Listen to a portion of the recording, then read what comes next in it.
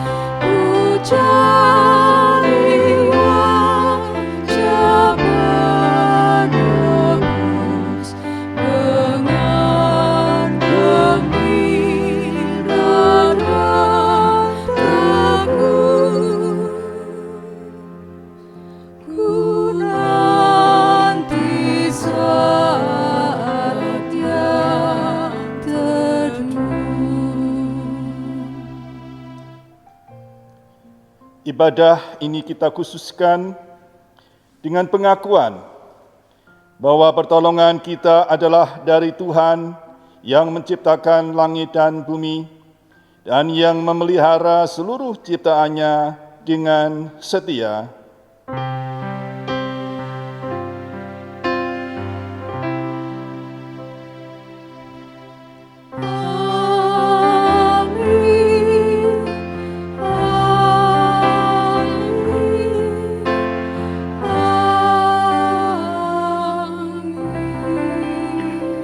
Anugerah dan damai Kristus ada pada saudara, kini dan selamanya. Silakan duduk. Saudara-saudara yang dikasihi Tuhan, dalam perjalanan hidup yang kita tempuh, tidak semua hal menyenangkan dan sesuai harapan. Kadang derita mendera, kesulitan menghimpit, beban begitu berat menekan. Begitu banyak keluarga-keluarga yang harus bergumul dengan berbagai dinamika kehidupan. Seringkali berbagai cobaan dan penderitaan silih berganti mewarnai bahtera keluarga kita. Kita menjadi cemas, bimbang, dan takut. Kita sering dibutakan rasa takut kepada dunia daripada takut akan Allah. Tema perayaan iman kita kali ini adalah keluarga yang takut akan Allah. Kita semua hendak mendapatkan peneguhan iman bahwa takut akan Allah adalah sauh yang kuat dan menjadi benteng perlindungan kita, sehingga kita menjadi tidak takut, bimbang, dan cemas menghadapi badai kehidupan. Takut akan Allah kita maknai sebagai kepatuhan yang hakiki akan kehendak Allah, apapun itu. Percayakah kita akan hal itu? Mari kita rayakan keajaiban Allah dengan memuji dari Kidung Jemaat 292 bait 1 dan 3, Tabuh Gendang.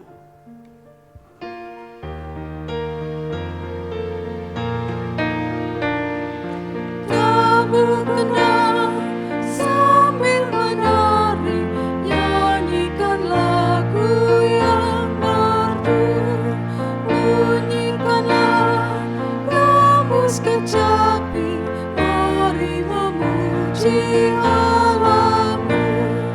Karya besar yang agung benar telah dilakukannya terhadap umat-Nya.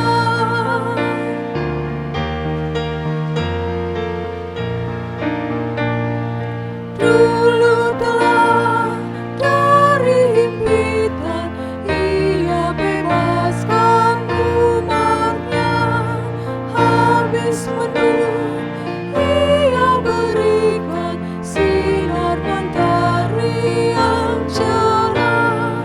Puji terus yang Maha Kudus, beban-Mu yang berat digantinya berkat.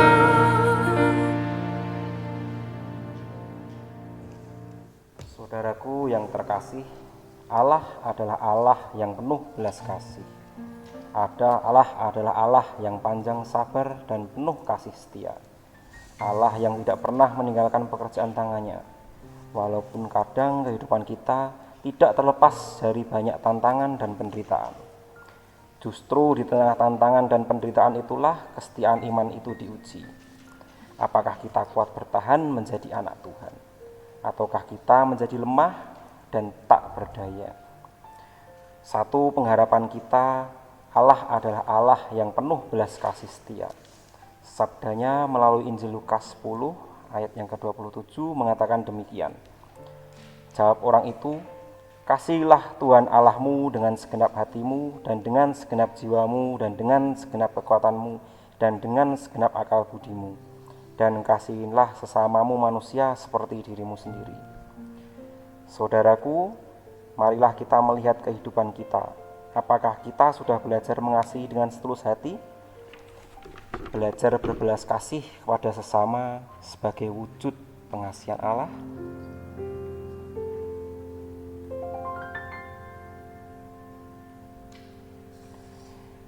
Tuhan, di hadapan-Mu kami mengakui segala dosa kami.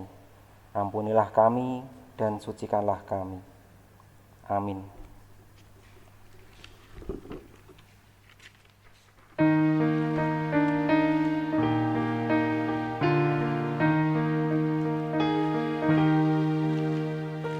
Dari gunungan malam gelap, Yesus Tuhan, ku datanglah, masuk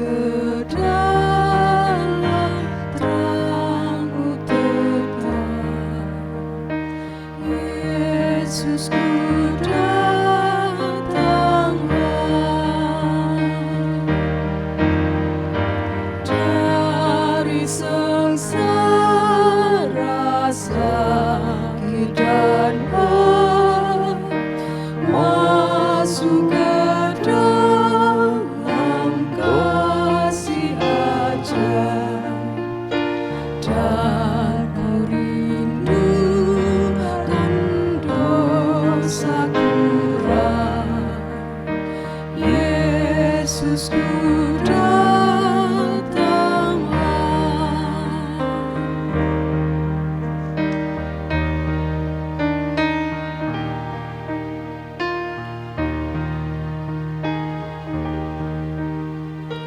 Dari hidupku yang bercela, Yesus Tuhan, ku datanglah, masuk ke dalam terang mulia. Yesus ku datanglah,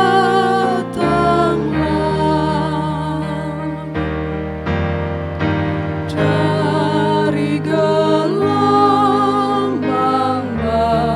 menderu, masuk ke dalam kasih teduh, dan ku tinggalkan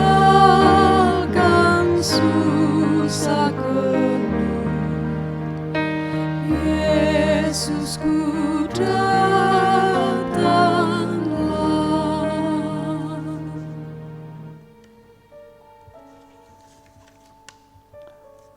Umat kami undang untuk bangkit berdiri.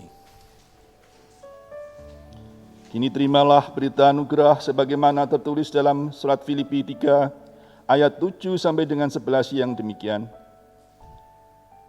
Tetapi apa yang dahulu merupakan keuntungan bagiku, sekarang kuanggap rugi karena Kristus. Malahan segala sesuatu kuanggap rugi karena pengenalan akan Kristus Yesus Tuhanku, lebih mulia daripada semuanya. Oleh karena Dialah aku telah melepaskan semuanya itu dan menganggapnya sampah, supaya aku memperoleh Kristus dan berada dalam Dia, bukan dengan kebenaranku sendiri karena mentaati hukum Taurat, melainkan dengan kebenaran karena kepercayaan kepada Kristus, yaitu kebenaran yang Allah anugerahkan berdasarkan kepercayaan. Yang kukendaki ialah mengenal Dia dan kuasa kebangkitannya dan persekutuan dalam penderitaannya, di mana aku menjadi serupa dengan Dia dalam kematiannya, supaya aku akhirnya beroleh kebangkitan dari antara orang mati. Syukur kepada Allah. Mari kita menyanyikan dari pelengkap Kidung Jemaat 165 bait pertama, Janji yang Manis.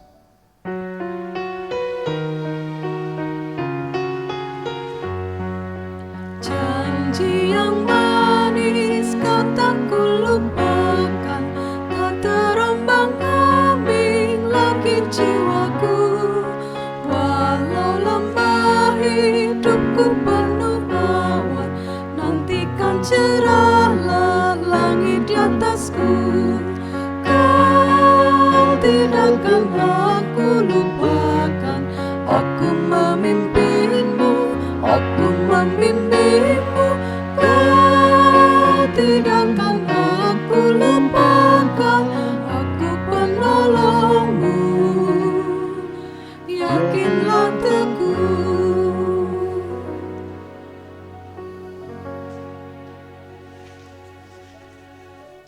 Dipersilakan duduk kembali. Saudara-saudara, marilah bersama-sama kita satukan hati di dalam doa epiklesi. Ya Allah yang hidup, Bapa Surgawi, yang kami kenal dalam Tuhan kami Yesus Kristus, kami bersyukur bahwa Engkau telah mengampuni kami dan memperkenankan kami untuk hidup bersama-sama di dalam tuntunan Roh-Mu. Karena melalui Roh-Mu kami dapat berjalan bersama-sama dengan Tuhan Yesus, dan napak tilas turut dengan rencananya, supaya kami bisa dimuliakan bersama-sama dengan Dia. Dan secara khusus, kami hendak mendengarkan firman-Mu, kami hendak merenungkan pembacaan firman serta khotbah yang berasal dari firman itu ya Tuhan. Biarlah Engkau sendiri yang berfirman, Roh-Mu yang kudus memberikan penerangan, kami siap mendengarkan. Di dalam nama Tuhan kami Yesus Kristus, doa kami. Amin. Saudara-saudara yang dikasihi Tuhan, kita akan bersama-sama mendengarkan pembacaan Injil Matius 21, Matius pasal 21, ayat 33 sampai dengan yang ke-46. Yang demikian. Dengarkanlah suatu perumpamaan yang lain. Adalah seorang tuan tanah membuka kebun anggur dan menanam pagar sekelilingnya. Ia menggali lubang tempat memeras anggur dan mendirikan menara juga di dalam kebun itu. Kemudian ia menyewakan kebun itu kepada penggarap-penggarap, lalu berangkat ke negeri lain. Ketika hampir tiba musim petik, ia menyuruh hamba-hambanya kepada penggarap-penggarap itu untuk menerima hasil yang menjadi bagiannya. Tetapi penggarap-penggarap itu menangkap hamba-hambanya itu. Mereka memukul yang seorang, membunuh yang lain, dan melempari yang lain pula dengan batu. Kemudian Tuhan itu menyuruh pula hamba-hamba yang lain lebih banyak daripada yang semula. Tetapi mereka pun diperlakukan sama seperti kawan-kawan mereka. Akhirnya ia menyuruh anaknya kepada mereka, katanya, "Anakku akan mereka segani." Tetapi ketika penggarap-penggarap itu melihat anaknya itu, mereka berkata seorang kepada yang lain, "Ia adalah ahli waris. Mari kita bunuh dia, supaya warisannya menjadi milik kita." Mereka menangkapnya dan melemparkannya keluar kebun anggur itu, lalu membunuhnya. Maka apabila tuan kebun anggur itu datang, apakah yang akan dilakukannya dengan penggarap-penggarap itu? Kata mereka kepadanya, "Ia akan membinasakan orang-orang jahat itu, dan kebun anggurnya akan disewakannya kepada penggarap-penggarap lain, yang akan menyerahkan hasilnya kepadanya pada waktunya." Kata Yesus kepada mereka, "Belum pernahkah kamu baca dalam kitab suci, batu yang dibuang oleh tukang-tukang bangunan telah menjadi batu penjuru? Hal itu terjadi dari pihak Tuhan. Suatu perbuatan ajaib di mata kita. Sebab itu, aku berkata kepadamu, bahwa kerajaan Allah akan diambil daripadamu dan akan diberikan kepada suatu bangsa yang akan menghasilkan buah kerajaan itu. Dan barang siapa jatuh ke atas batu itu, ia akan hancur. Dan barang siapa ditimpa batu itu, ia akan remuk." Ketika imam-imam kepala dan orang-orang Farisi mendengar perumpamaan Yesus, mereka mengerti bahwa merekalah yang dimaksudkannya. Dan mereka berusaha untuk menangkap dia, tetapi mereka takut kepada orang banyak, karena orang banyak itu menganggap dia nabi. Demikian firman Tuhan. Yang berbahagia ialah mereka yang mendengarkan Tuhan dan yang memeliharanya. Haleluya.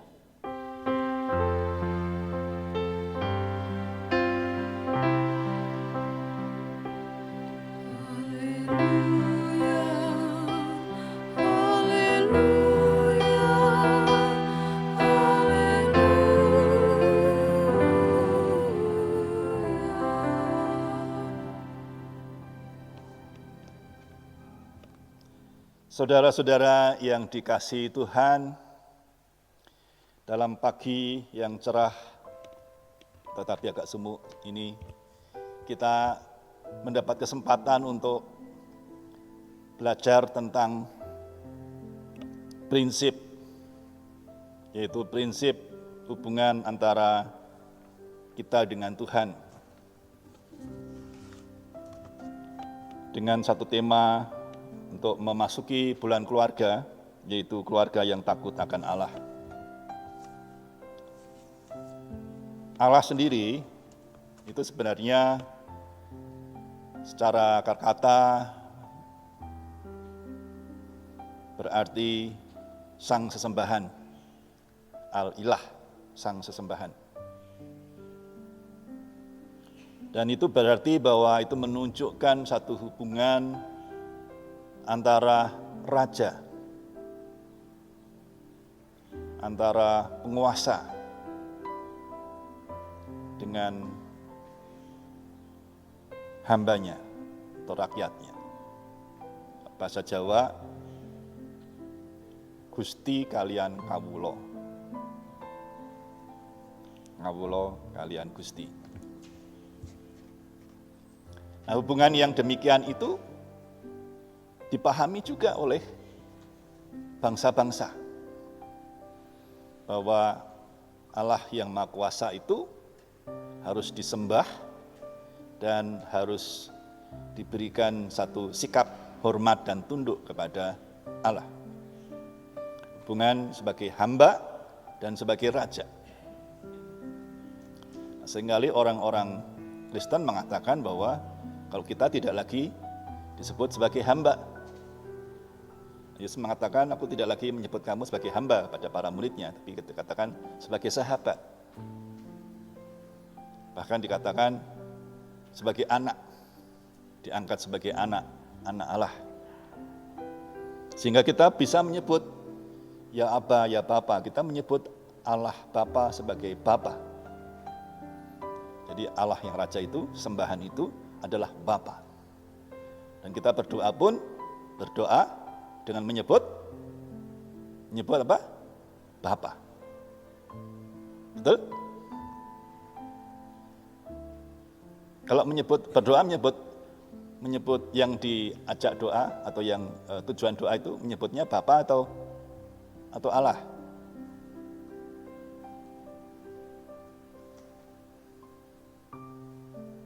Atau Tuhan. Nah, seringkali Tuhan kan. Nah, Tuhan. Gitu. Bapa kami yang ada di surga, tiba-tiba tengah-tengah Tuhan, dia ganti-ganti Tuhan lagi gitu ya. Tuhan itu sebenarnya artinya Gusti. Artinya yang memiliki otoritas dan memiliki kita semua itu. Dan itu juga senada dengan Allah. Tapi kalau kita menyebut Bapa, itu satu relasi yang sangat dekat. Dan dua-duanya tidak salah, bahkan saling melengkapi sebenarnya. Nah, ketika kita mengenal Allah, Dia adalah Allah yang dahulu, yang sekarang, yang selama-lamanya tetap sama, Allah Abraham, Allah Ishak, Allah Yakub, Allah yang kemudian menyertai Musa, menyertai bangsa Israel, dan menyertai sampai selama-lamanya.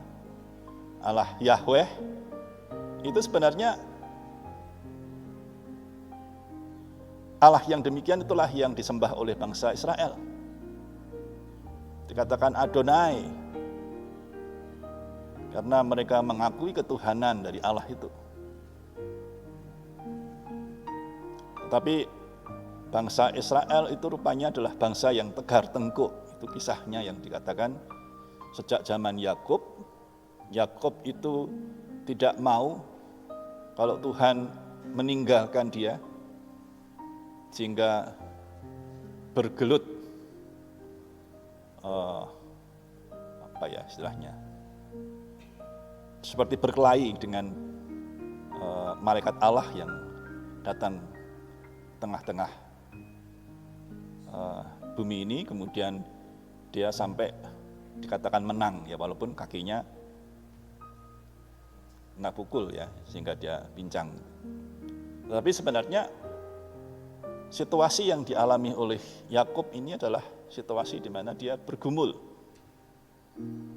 sehingga kehidupan yang terus bergumul, kehidupan yang terus merasa sebagai orang yang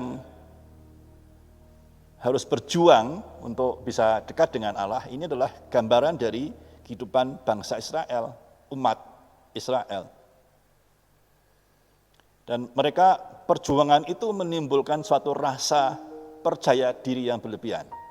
Karena mereka begitu beribadahnya, begitu taatnya untuk mengikuti segala macam syariat, hukum, Taurat itu, tetapi kemudian mereka melupakan tujuan dan melupakan dasarnya.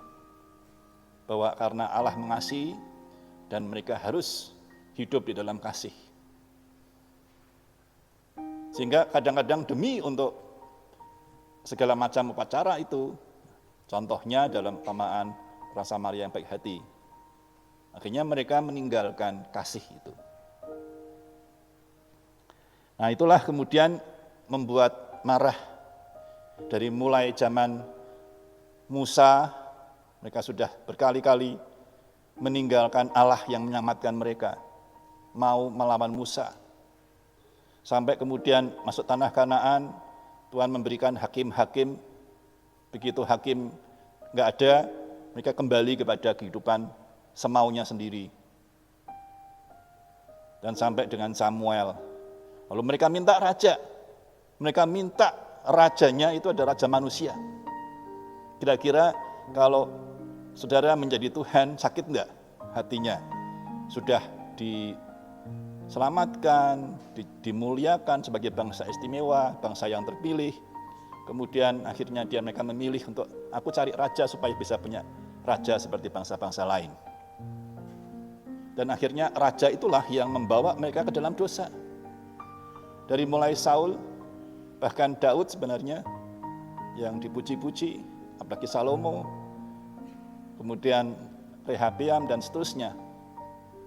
Itu sampai raja-raja Yehuda, tidak ada satupun raja yang benar.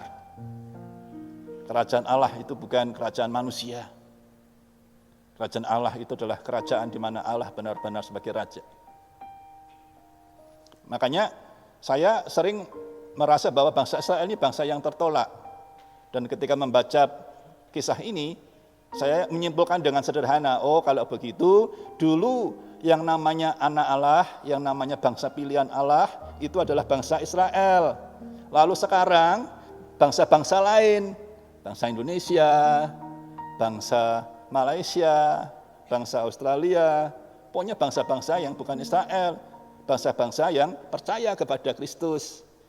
Itulah yang diselamatkan, yang merupakan bangsa pilihan.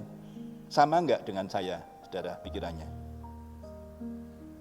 Jadi dulu bangsa Israel, lalu kemudian Allah kemudian memilih bangsa lain. Kenapa? Karena mereka mengandalkan anugerah Allah. Mereka tidak hidup di dalam perhambaan Taurat seperti bangsa Israel. Mereka percaya pada kasih karunia Allah di dalam Kristus. Jadi umat Allah dari bangsa manapun, mereka lah bangsa yang terpilih itu. Kira-kira seperti itu saya memaknai pemahaman ini. Tapi saudara-saudara yang dikasih Tuhan, ternyata itu tidak cukup. Karena kita lalu kehilangan satu pokok dasar dari apa yang Tuhan katakan, yang ada dalam isi hati Tuhan. Apa itu? Bahwa suatu keumatan, anak Allah yang terpilih itu dilihat dari buahnya. Sekali lagi, dilihat dari buahnya. Memang berangkat dari hati, berangkat dari motivasi. Tapi kadang-kadang kita sendiri pun tidak tahu motivasi kita sendiri seperti apa. Kita akan bisa melihat bahwa Tuhan menyertai kita dan hidup dalam kita kalau kita sudah berproses dan kemudian menghasilkan buah. Tapi kalau hanya sekedar, kita beragama Kristen, kita telah dibaptis, kita telah sidi, kita telah beribadah, kita telah memberikan persembahan, kita telah melakukan pelayanan bermacam-macam, maka kita akan adalah bangsa yang terpilih. Nanti dulu, saudara. Coba lihat, apa yang membedakan hamba-hamba yang kemudian ditolak oleh sang raja itu dengan yang kemudian dipilih bangsa yang lain. Hamba-hamba yang pada waktu itu hatinya adalah untuk dirinya. Sehingga apa yang mereka putuskan, mereka lakukan itu adalah buah dari hatinya yang adalah untuk dirinya. Mereka lupa bahwa mereka adalah hamba. Mereka lupa bahwa apa yang mereka miliki, segala kebun itu, segala buah yang ada di dalamnya, panen semuanya itu adalah titipan. kan namanya juga bekerja, dipercayakan untuk mengolah. Setidaknya kalau mereka menginginkan hasil ya seperti orang gaduh itulah. Gaduh itu walaupun dia mendapatkan, dia akan memberikan kepada orang yang menggaduhkan itu, artinya menitipkan ternak itu. Tidak kemudian dipek dewe, diambil sendiri. Dan itulah yang kemudian saya mulai menyadari, oh iya benar ya. Kadang-kadang kita ini merasa bahwa bukan hanya harta kita, tapi segala keputusan kita dan segala sikap kita, segala pekerjaan kita, segala pelayanan kita itu tergantung kita.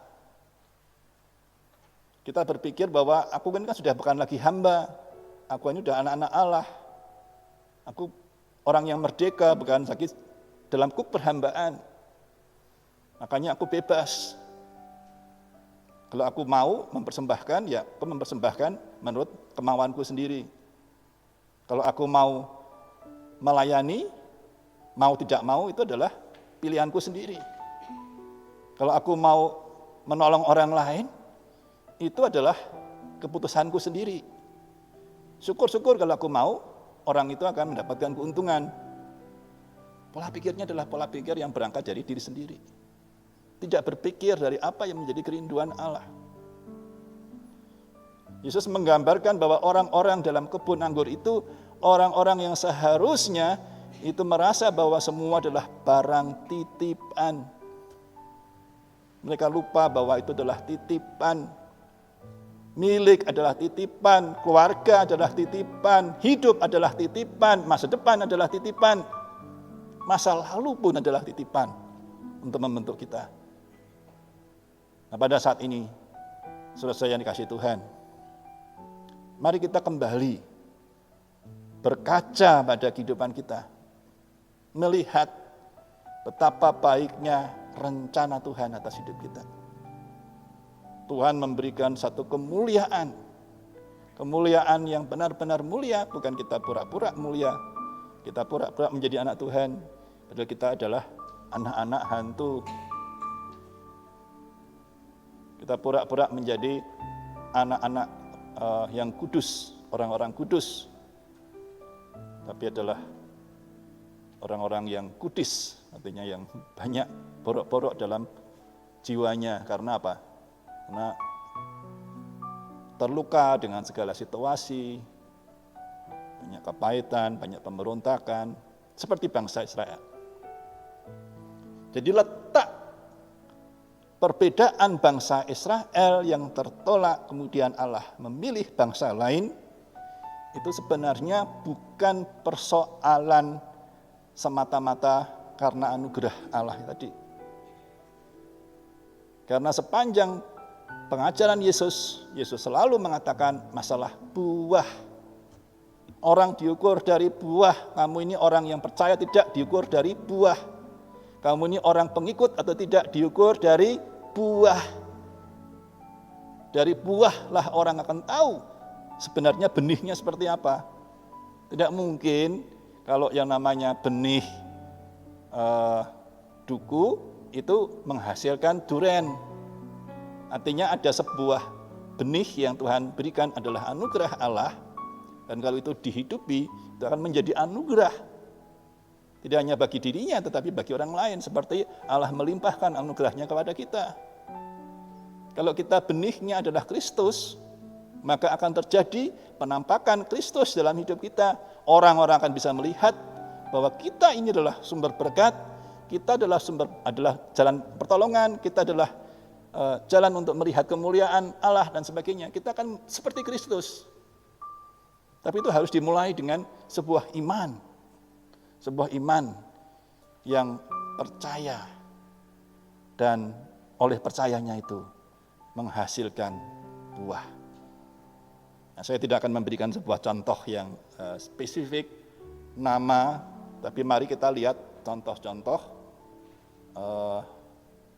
baik di dalam kitab suci maupun di dalam pengalaman hidup di sekitar kita. Ada orang-orang yang dalam sikap sebagai anak Allah, tidak ada kehilangan hati sebagai hamba. Yesus mengatakan, harusnya kamu berkata, kami ini hamba-hamba yang tidak berguna. Tapi melakukan sikap rendah hati, tapi kemudian mengembalikan segalanya untuk Tuhan. Bukan sebaliknya, kemudian aku ini adalah anak raja, aku ini adalah bangsa pilihan, aku umat yang kudus, aku orang terpilih. Dan kita tenggelam di dalam ketidaksadaran bahwa ada banyak langkah-langkah nyata yang harus kita lakukan.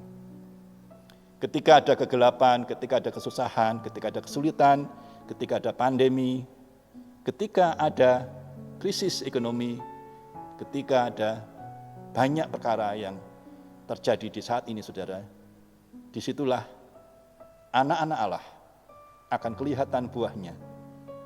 Dan kita akan melihat, saudara dan saya, yang percaya, yang menghasilkan buah, akan menjadi garam dan terang dunia. Yang percaya, katakan amin dalam hati, Tuhan memberkati. Amin. Kita mengambil saat teduh.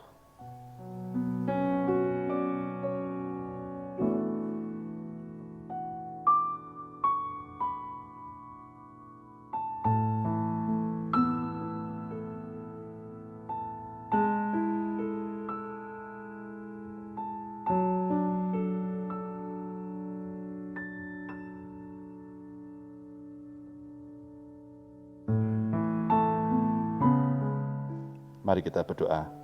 Bapa, kami serahkan seluruh hidup kami kepadamu. Kami yakin bahwa Engkau adalah Allah kami. Engkaulah Tuhan kami. Engkaulah Bapa kami yang setia. Bapa yang perkasa. Bapa yang memanggil kami keluar dari kegelapan untuk menjadi pengikut-pengikut Kristus dan untuk menjadi tubuh Kristus. Agar dunia tahu bahwa Engkau ada di dalam kami dan kami ada di dalam Engkau. Terima kasih ya Tuhan. Di dalam nama Yesus Kristus, Juru Selamat kami, doa kami. Amin. Umat kami undang untuk bangkit berdiri.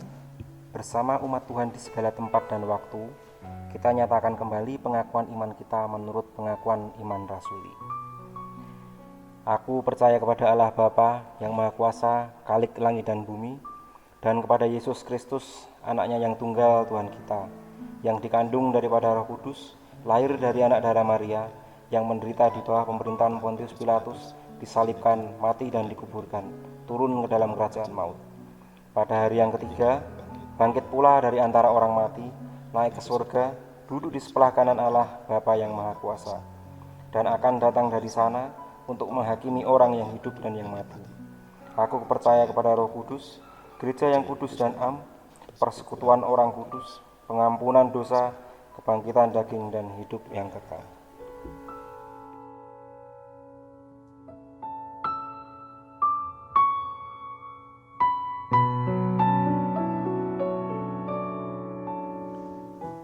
Mari kita bersama-sama menyatukan hati di dalam doa syafaat.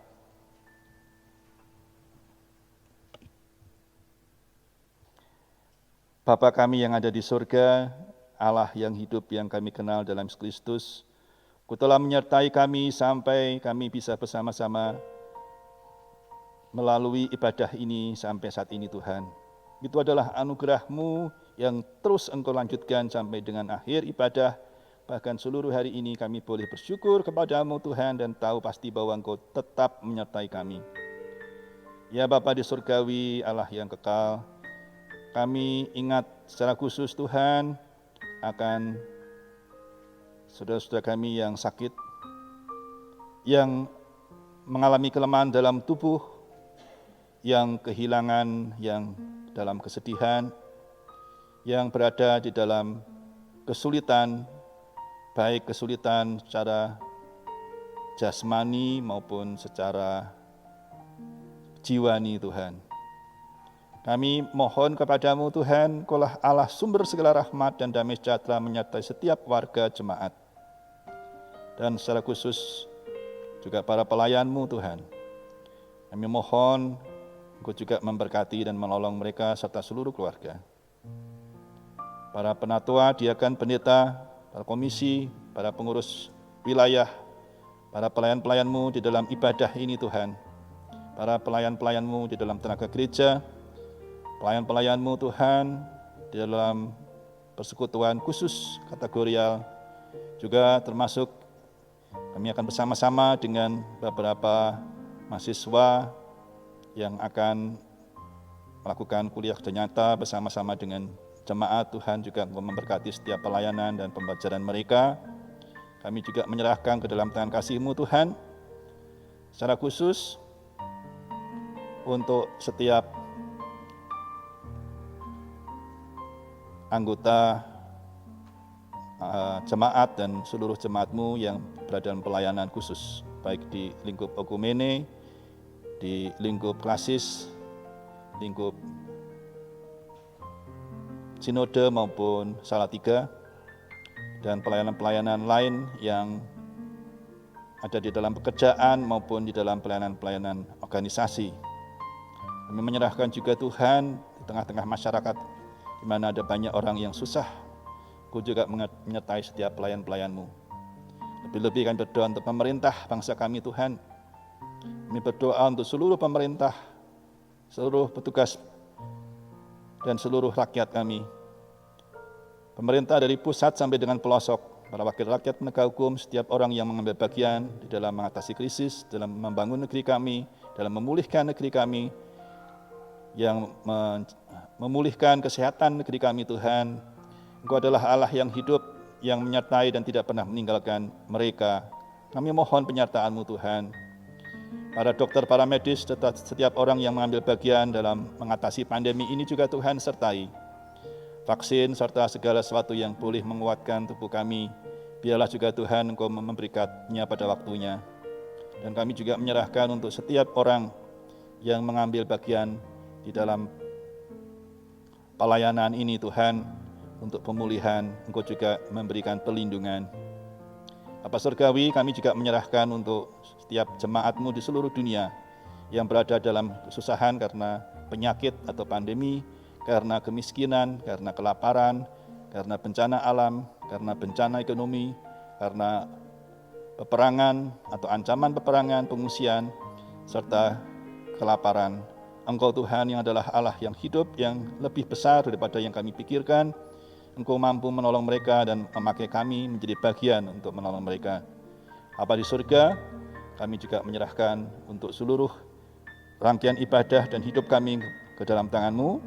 Kami serahkan juga untuk anak-anak kami di dalam segala studi mereka yang menggunakan cara yang berbeda, juga beri kekuatan dan kemampuan.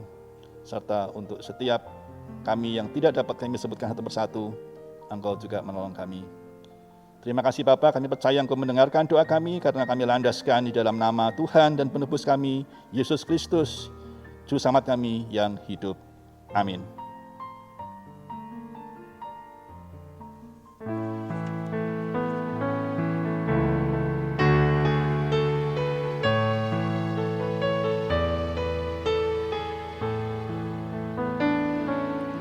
Bapa kami yang ada di surga, dikuduskanlah namamu, datanglah kerajaanmu, jadilah kehendakmu di bumi seperti di surga. Berilah kami pada hari ini makanan kami yang secukupnya, dan ampuni kesalahan kami seperti kami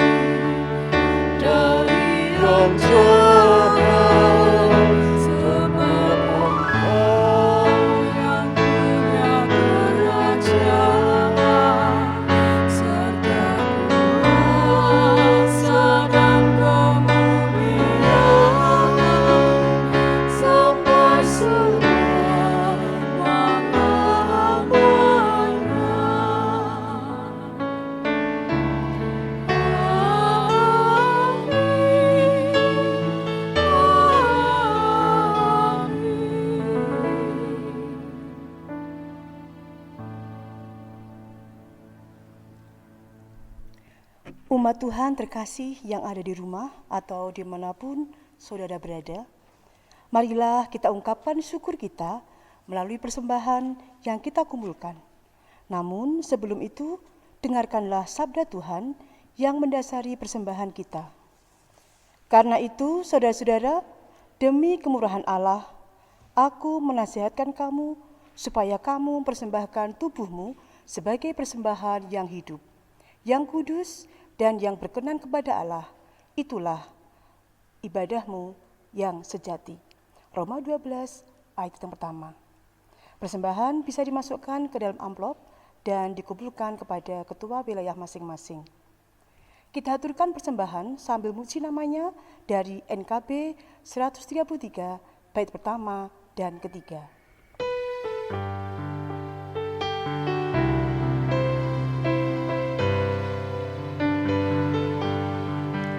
Syukur padamu ya Allah atas segala rahmat-Mu. Syukur atas kecukupan dari kasih-Mu penuh. Syukur atas pekerjaan walau tubuh pun lemah. Syukur atas kasih sayang dari sanak dan teman.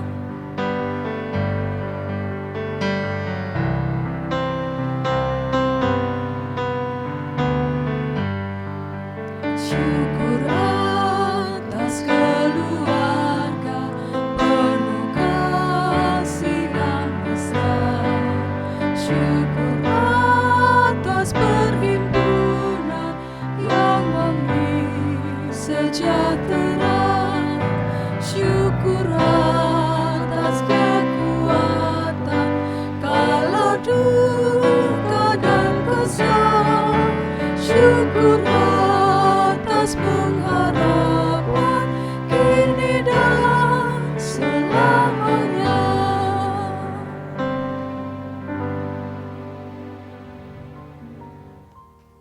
Mari kita bawa persembahan kita dalam doa, saya hantarkan.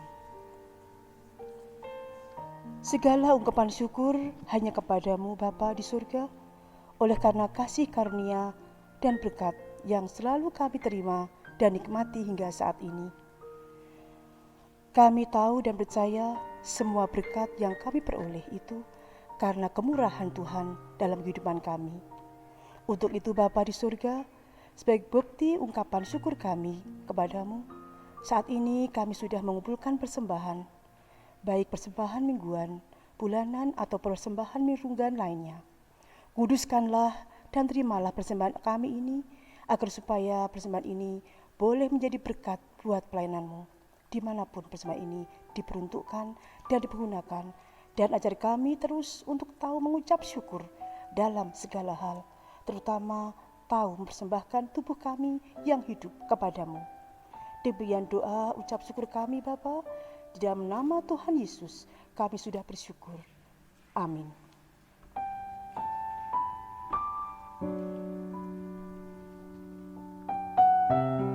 Umat yang dikasihi Tuhan, ibadah kita sudah usai.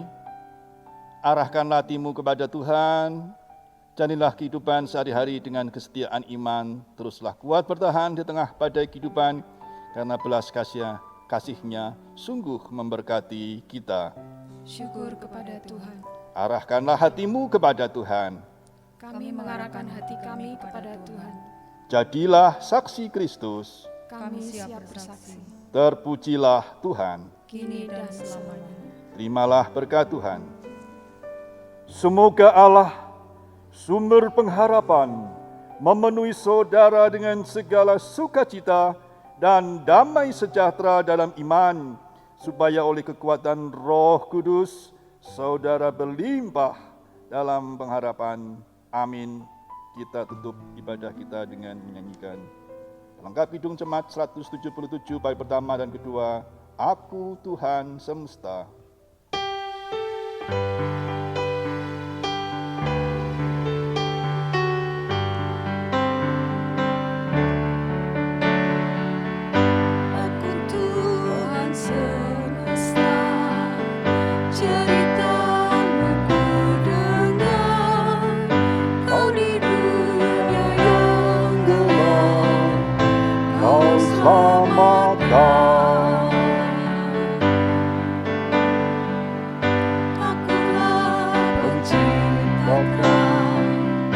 malam jadi penerang.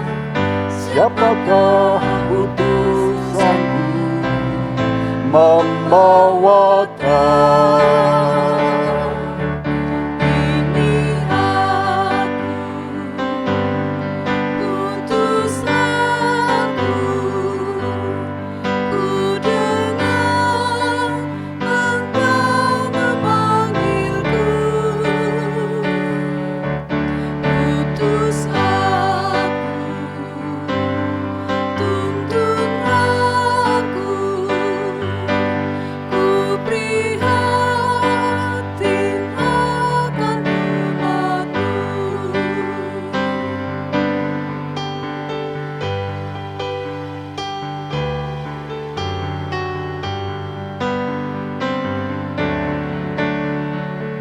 Aku Tuhan semesta, ku menanggung sakitmu dan menangis karena kau tak mau dengar.